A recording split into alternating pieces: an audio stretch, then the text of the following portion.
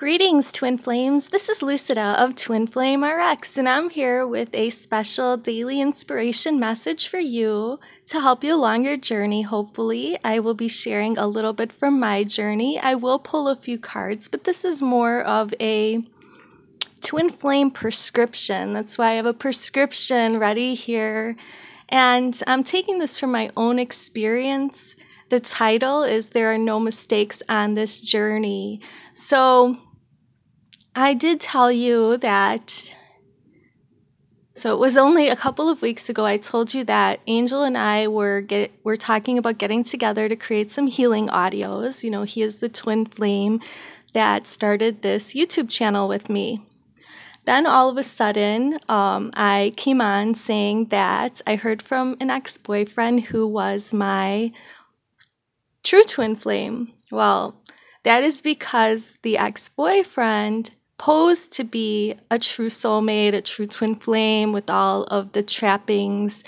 Basically, he is a manipulator, one of those false twins, but he actually was a catalyst for me to heal all the narcissistic abuse that I had suffered from the time that I was a very young child. Okay, so without blaming anybody or without going into that in a lot of detail today, what I want to talk about is yesterday, which is the 20th of February, that is the anniversary of the death of my grandfather. Now, I grew up in a home where my mother and father were young when I was born, and I lived with my mother and her parents. And my grandfather, so paternal grandfather, was my best friend from the age of 0 to 6. I think I was about 5.5 when he passed away on February 20th, 1980. So that day is always a very hard day for me. And yesterday, my divine source, who I always connect with, I hardly ever have connected to find answers from anyone but source, from God, okay, from the Creator. But along this journey, I've learned to take help from angels. I've also learned to ask my grandparents, who all are passed away, both maternal and paternal, to be my guides on this journey. So I used to ask them to help me in the past if I had a problem, but yesterday was the day when I really asked my grandfather to please come in and help me on this journey. So today I was walking with my dog, and I was inspired by nature, and I was inspired to share this with you. So Spirit was filling me up and letting me know that it would be a good idea to remind everyone out there that we store up wounds from the very minute, the very second that we incarnate. We already have wounds within us, okay, from before, stored in our cellular memory. So it came down through our DNA.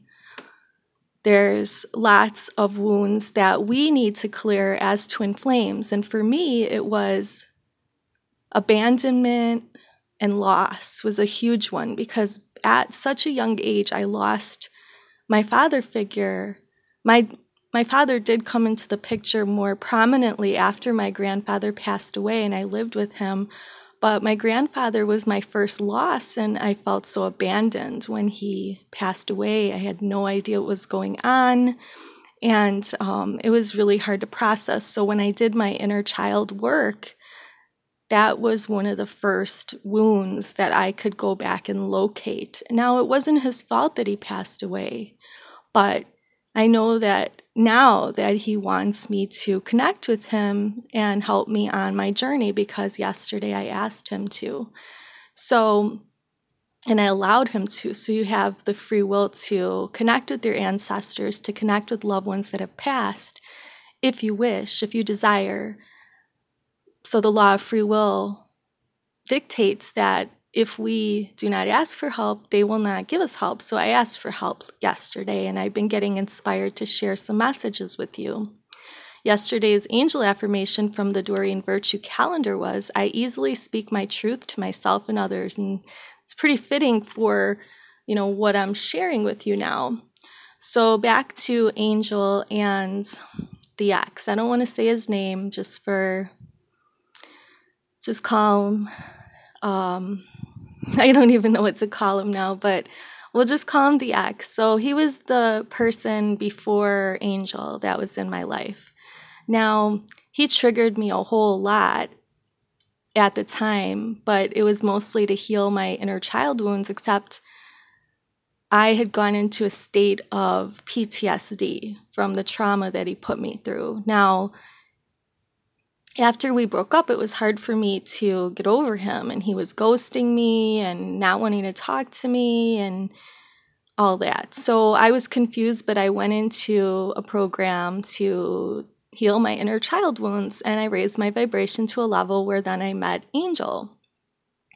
And then as I was interacting and having fun with Angel, the ex came into the picture. Well, Angel wasn't really committing to a long-term relationship with me like I wanted. He wanted everything to unfold naturally and organically. And I'm an honest person, so I would tell him, like, look, you're not really committing to me, so I'm going to see my ex. But when I would see my ex, I would know that he was not right for me. But I would still kind of fall for the things he said. And Angel, would always take me back, I guess you would say. But he was also, I believe, seeing other people at the time, okay? So he wasn't committed to me. He didn't want to, and then later he says, I was his girlfriend. So I think we were both confused about what was going on because we had a pretty strong connection. I mean, I never felt the magnetism, the electricity, the just like the connection, the energy that I felt with anyone before I met Angel. So he really is the one who opened my eyes to the concept of twin flame, because I was trying to figure out what this was that was going on with me. Now, prior to that, the ex was trying to extinguish my intuition. So he never would have appreciated the fact that I read tarot cards or I connected with spirit. He actually was so against anything outside of oneself, like the belief in God, that we would argue about it, and I stopped talking to him about it. So when I met Angel and he believed in a God, a source, and the angels, actually, we connected on that level. So basically, at this point in my journey, after the ex came back after a year and a half of very, very sparse contact, maybe like 1 or 2 messages exchanged between us, because at some point I said to myself that I want to be with Angel, that he's my true twin flame, and I want to be with him. Even if he doesn't want to be with me, I'm still going to be celibate and wait for him. And, Angel, so that by the time that me and Angel created this channel, I had never seen the ex again since then, until like last week. But I didn't know that the ex was watching these YouTube channels. Apparently, he saw my videos in his feed because we're connected via email, and then sometimes if your contacts have like a YouTube channel, that'll somehow pop up. So the ex, was watching the YouTube channel. And so, this year, I just didn't want anyone that I didn't want in my life to know my phone number when it changed. So he didn't have my number, but when I did move here, I did email him to let him know I left Wisconsin, where he lives, and I'm now living in Illinois. So he got that message, and we exchanged just hi, how you doing type message about 5 months ago. So I really thought it was over with me and the ex, but Angel recently told me, after he kind of like, you guys know that on my birthday, he wasn't able to go with me to the event that I wanted to go to. He told me like that day or a few days later that I should expand my social circle, I should date, I shouldn't wait for him, you know, the deal that your twin might do to push you away. So I somehow, in a moment of weakness, text the ex and said, I have a new number. Okay, so then I fell asleep one night upset about Angel because he wasn't answering one of my questions, and I asked God to please help me because I couldn't take another day of uncertainty on this journey. And I woke up to a message. So this is 2 weeks after me sending the message to my ex. I woke up to the message from my ex, and it was just an innocuous message, like a hello. But in the morning when I woke up, I text back and we had this conversation. But he was basically telling me everything I wanted to hear. You know, things from the YouTube channel that he picked up, like he wants to be with me in one, he wants to unite, he wants to be healed, that I'm healing him by talking with him, and all these things that sound really good. But at the time, it was all so fast that, you know, I agreed to go meet with him, and we had a wonderful time together, and he wanted to immediately get back together in a committed relationship. Now, I wasn't skeptical yet, but then what tipped me off was after seeing him throughout the week, his behavior started changing. So he called me, and I couldn't hear him. And I said, you know, I'm deaf on one ear, so I'm half deaf. Can you speak up? He knows this. And, you know, this is his response. I can't stand talking to people like you because I have to raise my voice, and it's uncomfortable. It's frustrating. And I said, people like me? You mean people with a disability? People that can't hear? And I said, can you just speak your normal voice now and don't yell at me? So I felt totally disrespected because he knows about my hearing loss. And I felt, wow, he is a chiropractor, so he's a doctor. And this is how he thinks about patients who are not at the same physical level as him. So I started having flashbacks then of all the abuse. Like, for example, once when we went snorkeling, I couldn't really handle the choppy waters, and he pushed me back to the snorkeling boat, but I think he only did it because there was a lot of people around. Now, if we were out there in the middle of the ocean by ourselves, I'm pretty sure he would have let me drown. Another time we went snow boarding and snow tubing, and I was having troubles going up and down the hill with him constantly.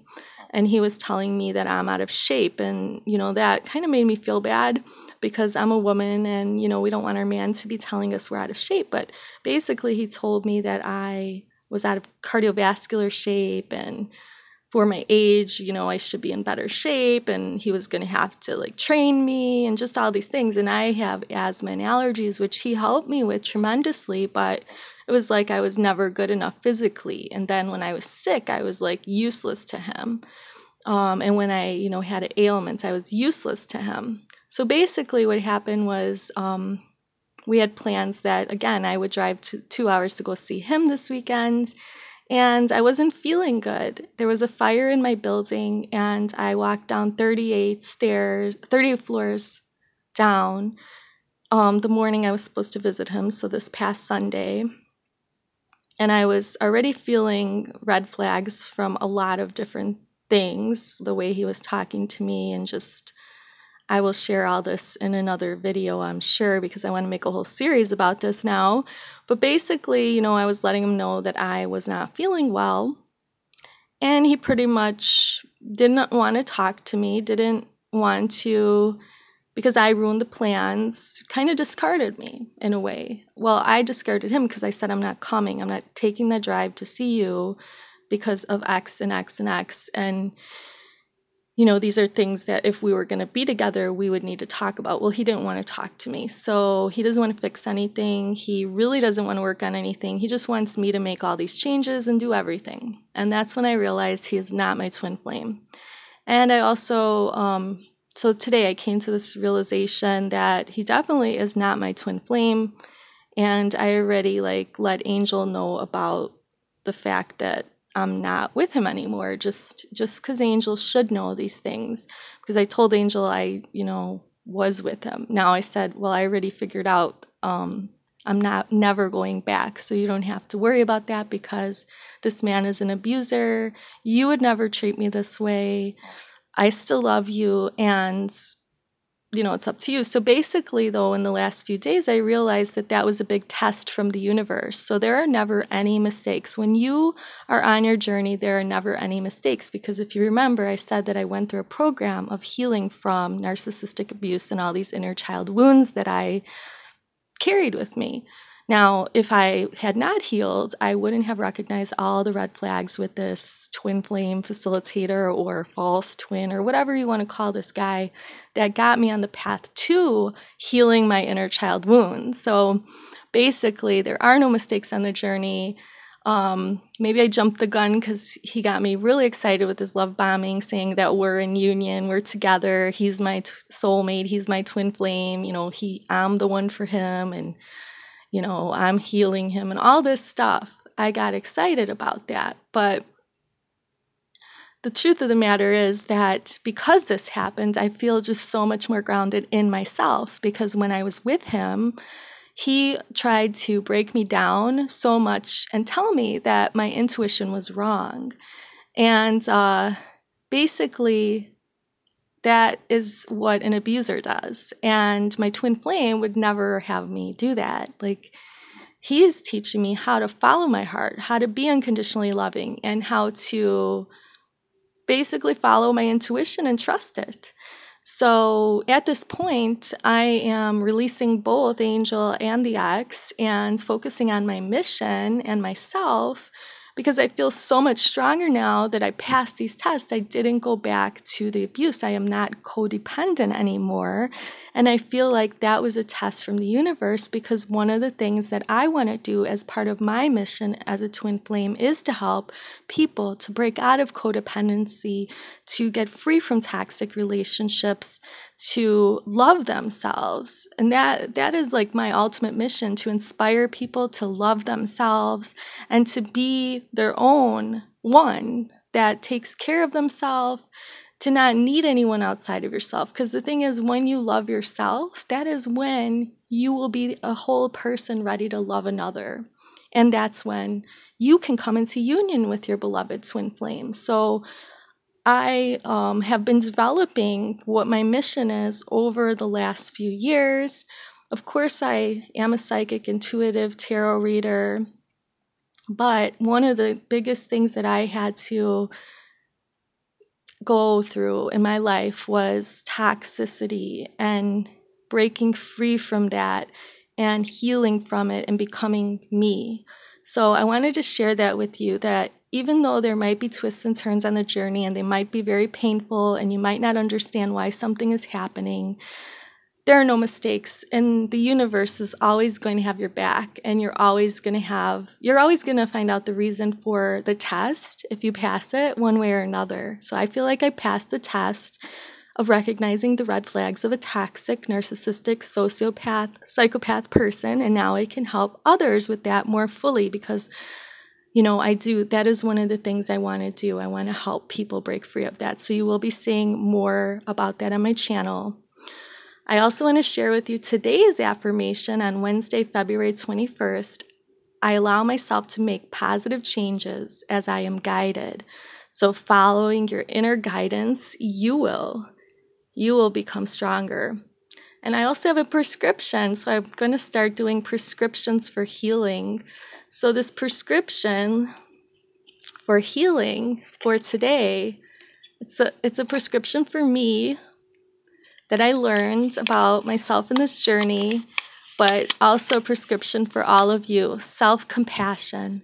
So whenever you feel that you've made a mistake on the journey, realize that It wasn't a mistake. There was a reason for you going down a certain path. Have compassion for yourself.